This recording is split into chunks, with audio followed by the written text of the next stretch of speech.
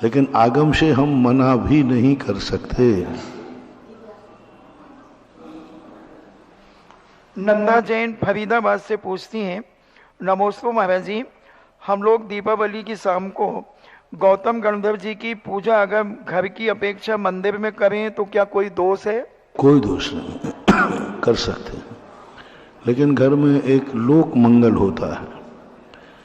लोक मंगल का अर्थ होता है कि लौकिक दृष्टि से एक शगुन का रूप माना जाने लगा दिवाली। दिवाली एक धार्मिक रूप तो गौण हो गया और एक शगुन के रूप में मानने लगे।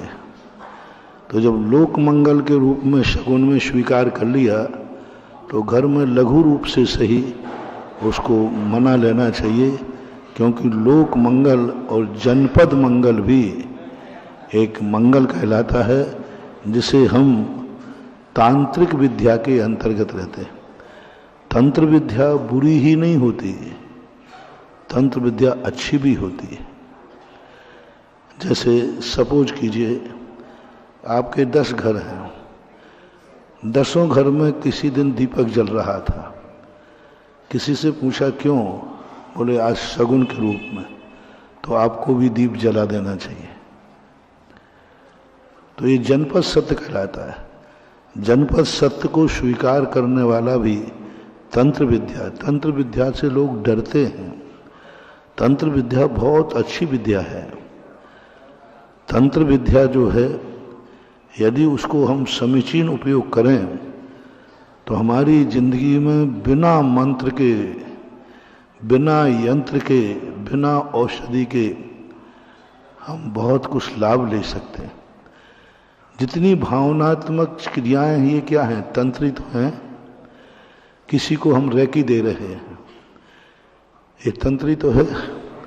हम शांति धारा में कामों में पड़े हुए व्यक्ति के प्रति कामना कर रहे हैं, तंत्र ही तो है। हम यहाँ बैठे भावना कर रहे हैं कि फलाना अस्पताल में व्यक्ति है, उसको ठीक हो जाए, तंत्र ही तो है। आशीर्वाद क्या है? इसमें कोई मंत्र नहीं है, इसमें कोई यंत्र फिट नहीं है। क्या है? तंत्र। आपने नमोस्तु किया, मैंने आशीर्वाद दिया, आपको कैसा लगा? हैं? बस ये तंत्र हो गया।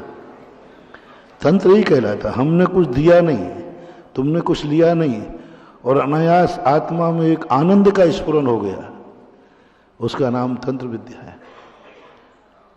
आपने सामने जा रहे थे, किसी व्यक्ति महान आश्रम साधु ने आपको देख लिया, आपको आनंद की, अरे महाराज ने मुझे देख लिया। अब ये तंत्र हो गया, कुछ दिया लिया नहीं है, लेकिन मत आपको एक आनंद की अनुभूति हुई, ये तंत्र विद्या कहलाते। तो तंत्र विद्या एक ऐसी विद्या है, यंत्र मंत्र तंत्र ये तीनों मिलकर के सृष्टि का संचालन करते हैं। इनमें से एक विद्या भी खत्म हो जाएगी, सृष्टि का बैलेंस बिगड़ जाएगा।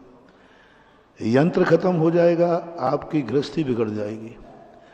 मंत्र खत्म हो जाएगा, हमारी साधुता बिगड़ जाएगी।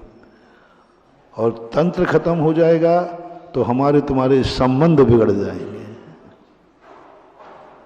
गुरु और भगवान का जो संबंध है, ये मांत्रिक संबंध नहीं है, ये तांत्रिक संबंध है। ये मंदिर वस्तुतः पूछा जाए तो तंत्र के बहुत बड़े स्तंभ हैं। एक दिन मैंने 8 दिन तक तंत्र विद्या के ऊपर बोला था, 1 हफ्ते तक निरंतर, कि तंत्र विद्या कितनी व्यापक थी। लोगों ने उसे विद्रूप कर दिया, लोगों ने उसका दुरुपयोग कर लिया। बाकी तंत्र विद्या एक ऐसी विद्या है कि व्यक्ति के जीवन में बहुत बहुत उपकारी है। हम सामने वाले का भी उपकार कर सकते हैं और अपना भी उपकार कर सकते हैं। तो ये है तंत्र, एक बहुत विस्तृत एक साइकोलॉजी, कल बहुत बड़ा व्यापार, बहुत बड़ा साइंस है। साइकोलॉजिकल एक बहुत बड़ा साइंस है तंत्र विद्या। तो इनसे सबसे डरना नहीं चाहिए, वो दुरुपयोग कर लेते हैं, वो बात अलग है। दुरुपयोग तो तुम यंत्र का भी करते हो। चाकू सब्जी काटने के लिए बनाया गया, कोई मर्डर कर दे तो बोलो चाकू का दोष है कि चलाने वाले का? चाकू तो अच्छे के लिए, माचिस की काड़ी अच्छे के लिए बनाई थी ना, अब कोई आग लगा दे। इसी प्रकार मंत्र अच्छे के लिए बनाए गए थे, कोई मंत्रों का गलत कार्य के लिए प्रयोग कर रहे तो क्या करोगे? मंत्र कितने अच्छे के लिए बनाए गए थे, लेकिन रावण ने मंत्र का दुरुपयोग कर लिया। मंत्र रक्षा के लिए था, उसने विनाश के लिए कर लिया। तो दुरुपयोग करना अलग चीज है। वस्तुतः ऐसी विद्याओं को हमें बहुत अच्छा उपयोग करना चाहिए। और बंधु अब चलते हैं सजीव प्रसारण जिनवाणी चैनल के माध्यम से संपूर्ण विश्व देख रहा है। पूज्य मुनि पुंगव 108 सुधा सागर जी मुंडा